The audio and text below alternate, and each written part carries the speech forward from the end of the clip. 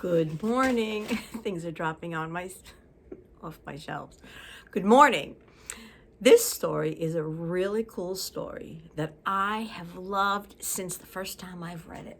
It's called The Big Orange Splot, and it's written by Daniel Manus Pinkwater. And I love it. Well, you'll see why. Here we go. I'm going to turn this a little bit so I can show you the picture as well. The Big Orange Splot by Daniel Manus Pinkwater. Mr. Plumbean lived on a street where all the houses were the same. He liked it that way, so did everyone else on Mr. Plumbean's street. This is a neat street, they would say. Then one day,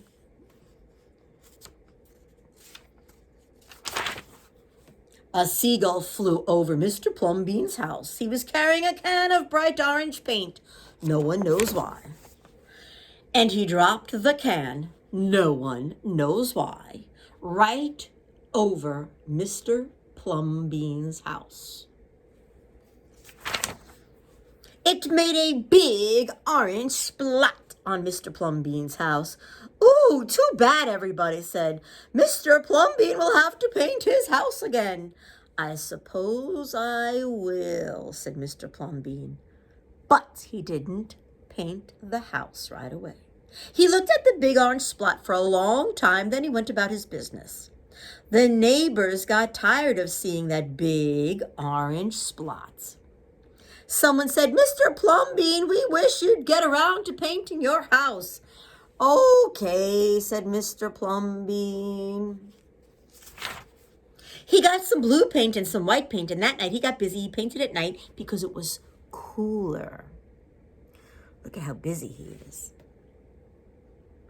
When the paint was gone, the roof was blue, the walls were white, and the big orange spot was still there. Then he got some more paint. He got red paint, yellow paint, green paint, and purple paint. In the morning, the other people on the street came out of their houses.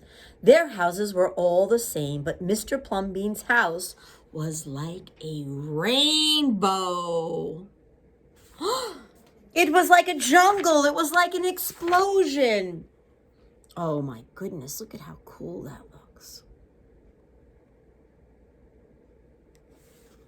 There was the big orange spot, and there were little orange spots. There were stripes. There were pictures of elephants and lions and pretty girls and steam shovels. The people said, Plumbean has popped his cork, flipped his wig, blown his stack, and dropped his stopper. They went away muttering. That day, Mr. Plumbean bought carpenter's tools. That night, he built a tower on his roof, and he painted a clock on the tower. Oh, my.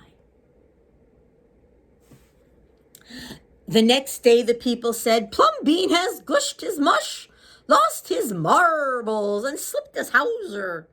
They decided they would pretend not to notice. That very night, Mr. Plumbean got a truck full of green things. He planted palm trees, baobabs, thorn bushes, onions, and frangipani. In the morning, he bought a hammock and an alligator. An alligator? When the other people came out of their house, they saw Mr. Plumbean swinging in a hammock between two palm trees. They saw an alligator lying in the grass. Mr. Plumbean was drinking lemonade.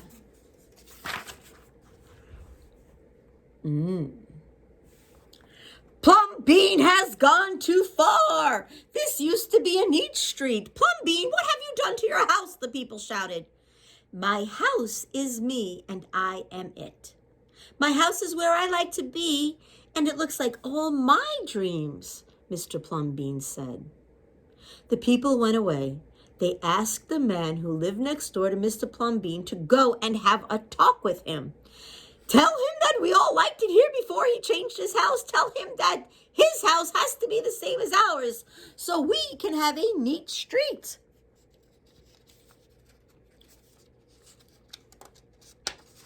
Whoops.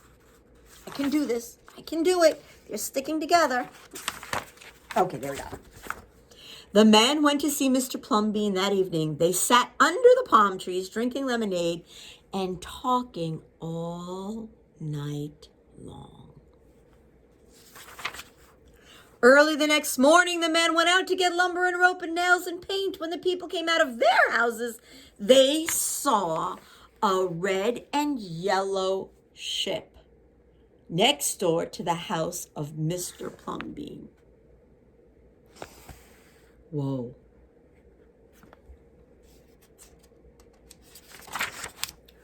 What have you done to your house? They shouted at the man. My house is me and I am it. My house is where I like to be. And it looks like all my dreams, said the man who had always loved ships. Oh, he's just like Plumbean, the people said. He's got bees in his bonnets, bats in his belfry, and knots in his noodle. Then one day, they went to see Mr. Plumbean late at night. They would sit under the palm trees and drink lemonade and talk about their dreams. And whenever anybody visited Mr. Plumbean's house, the very next day, that person would set about changing his own house to fit his own dreams. One by one, they all changed. Oh, look at that house change. Oh, look at this one.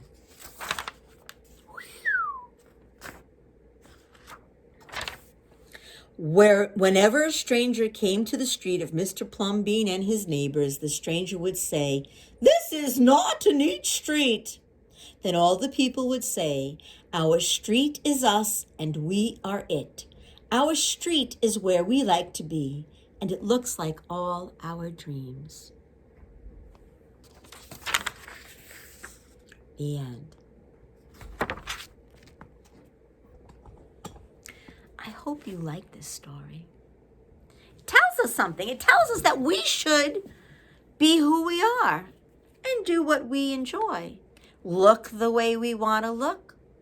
Choose the games we want to play. Right? Create the things we want to create. What started it all? Do you remember in the story? How did Mr. Plumbean's house change at first? What caused it to change? In this story, which of the houses was your favorite? Can you draw me a picture? And can you post it on Dojo so I can know which one was your favorite? Have a good one.